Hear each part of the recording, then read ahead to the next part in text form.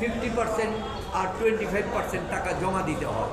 অর্থাৎ তাকে অর্থনৈতিকভাবে ক্ষতিগ্রস্ত করার জন্য, হয়রানি করার জন্য এই জিনিসগুলি করে। হয়রানির জন্য আপনারা মামলা করবেন? এখন মানহানির মামলা করবেন। আপনারা জানেন ডক্টর মোহাম্মদ ইউনূস সাহেব কোনো তার বিদ্বেষমূলক মনোভাব নাই।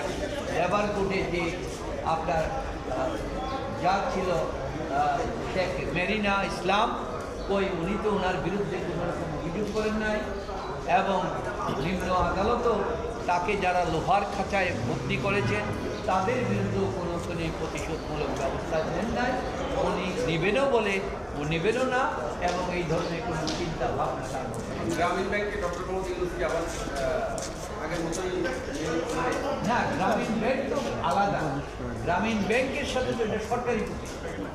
আর আপনাদের সবারই এটা ভুল হচ্ছে, ডক্টর ইউনূস সাহেবের 52টা